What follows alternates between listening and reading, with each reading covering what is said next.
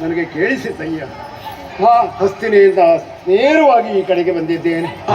ಸೂತ ಅಳಿದಿದ್ದಾನೆ ಎನ್ನುವಂತಹ ಕಾರಣಕ್ಕಾಗಿ ಕ್ಷೇತ್ರದಲ್ಲಿ ದುಃಖಿತನಾದಂತಹ ನಿನ್ನನ್ನು ಕಂಡಾಗ ಮನಸ್ಸು ಬಹಳಷ್ಟು ನನ್ನದು ಕಳವಳಗೊಂಡಿದೆ. ದೇವರೇ, ನಿನಗೆ ಸಾಂತ್ವನವನ್ನು ಹೇಳ್ತಾ ಇದ್ದೇನೆ ಅಂತ ಭಾವಿಸಿ. ಹಸ್ತಿನೆಯಿಂದ ನಾವು ಹೊರಡುವ ಕಾಲಕ್ಕೆ ಈ ತಿರುಗಾಟದ ಅವಧಿಯಲ್ಲಿ ನೀವು ನಮ್ಮ ಜೊತೆಯಾಗಿಯೇ ಇರ್ತಿದ್ರೆ ಇವತ್ತೊಂದು ಇಂತಹ ಪರಿಸ್ಥಿತಿ ಬರ್ತಾ ಇರಲಿಲ್ಲ. ಅಗತ್ಯ ಇರಲಿಲ್ಲ. ವ್ಯರ್ಥಿಸಿ ಸೂತ ನಳಿ ಮುಂದೇನು ಅಂತ ನನಗೆ ಅರ್ಥವಾಗದೇ ಇಲ್ಲ. ಅದಕ್ಕೊಂದು ಕಾರಣ ಉಂಟ. ಆವಾಗ ನಿನ್ನನ್ನು ಸ್ಮರಿಸಿದೆ. ಆವಾಗ ಸಾಮಾನ್ಯ ಸಾರಥಿ ಸಾಕು ಈ ದಕ್ಷಿಣಾಪಥದಲ್ಲಿ ಅಂತಹ ದೊಡ್ಡ ಪ್ರಸಂಗ ಆಗ್ಲಿಕ್ಕಿಲ್ಲ ಅಂತ ಗ್ರಹಿಸಿತು. ಅವಾಗ ಪ್ರಸಂಗ ದೊಡ್ಡದೇ. ಅರ್ಜುನ, ದಶನಾಮಗಳನ್ನು ಧರಿಸಿದವ ನೀನು. ಫಲ್ಗುಣ, ಪಾರ್ಥ, ಕಿರೀಟಿ, ಶ್ವೇತವಾಹನ, ಧನಂಜಯ, ಇಷ್ಟೆಲ್ಲ ಹೆಗ್ಗಳಿಕೆಯನ್ನು ಹೊಂದಿದಂತಹ ನಿನ್ನ ಜೊತೆಯಲ್ಲಿ ಸದಾಕಾಲ ನಾನು ಇರಬೇಕು ಅಂತ ನೀನು ಭಾವಿಸಿದ್ರೆ, ಈ ನರನಿಗೆ ಅಷ್ಟೆಲ್ಲ ಹೆಸರು ಬರಬೇಕಾದ್ರೆ ನಾರಾಯಣನಾದಂತಹ ನಿನ್ನ ಸಾನ್ನಿಧ್ಯವಲ್ಲದೆ ಮತ್ತಿನ್ನೇನು ಸ್ವಾಮಿ.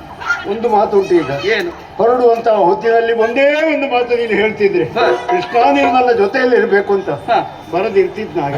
ಅಲ್ಲ, ನೀನು ಬರುವವನೇ. ಅವಾಗ ನಾವು ಇಷ್ಟೇ ಸಾಕು ಅಂತ ನಾನು ಗ್ರಹಿಸಿದ್ದಲ್ವಾ? ನಾವು ಅಷ್ಟೇ. ನಿನ್ನಲ್ಲಿ ಎಷ್ಟುಂಟು ಅಂತ ನೋಡ್ಬೇಕಿತ್ತು.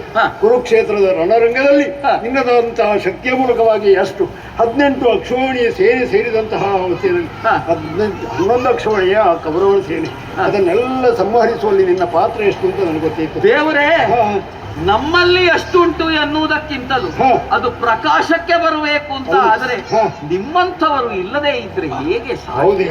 ಹಾಗೆ ನಿನ್ನಲ್ಲಿರುವಂತಹ ಶಕ್ತಿ ಅಷ್ಟೇ ಉಳಿದಿದ್ದ, ಏನಾದ್ರೂ ಕಡಿಮೆ ಆಗಿದೆ. ಕುರುಕ್ಷೇತ್ರ ಯುದ್ಧದಲ್ಲಿ ನಾನು ಮಾಡಿದ್ದೇನೆ ಎನ್ನುವ ಹೆಗ್ಗಳಿಕೆ ಏನೋ ನನಗಿಲ್ಲ ಸ್ವಾಮಿ.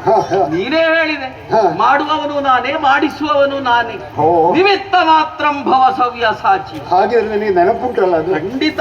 ಹಾಗಿದ್ರೆ ಇಲ್ಲಿಯೂ ಸಹ ಅಷ್ಟೇ ಆದದ್ದೀಗ. ಸದ್ಯಕ್ಕೆ ನಾನು ಇಲ್ಲಿಗೆ ಬರಬೇಕಿದ್ರೆ ಸಮಯ ಹೀಗೆ ಕೂಡಿ ಬರಬೇಕು ಅಂತ ಆದದ್ದು. ನಾನು ಇನ್ನು ತಡ ಮಾಡುವುದಲ್ಲ. ಈ ಯುದ್ಧ ಕ್ಷೇತ್ರದಲ್ಲಿ ಸುಧರ್ಮನು ತಾನೇ ತಾನಾಗಿ ಬೆರೆಯುತ್ತಾ ಇದ್ದಾನೆ. ಅದಕ್ಕೋಸ್ಕರವಾಗಿ ಸೂತ ಅಳಿದಿದ್ದಾನೆ ಎಂಬಂತಹ ವ್ಯಾಕುಲತೆ ಬೇಡ. ರಥಗಳನ್ನು ನಾನೇ ಏರ್ತೇನೆ, ಸಾರಥಿತ್ವವನ್ನು ನಾನೇ ಮಾಡುತ್ತೇನೆ, ನಿಶ್ಚಿಂತೆಯಾಗಿ ಯುದ್ಧವನ್ನು ಮಾಡಬಹುದು.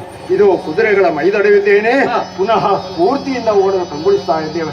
ಅದೇ ರೀತಿ ನನ್ನ ಮೈಯನ್ನು ಅಡಗಿದ್ದೇನೆ. ಒಳ್ಳೆಯದು ತಡ ಮಾಡುವುದಲ್ಲ.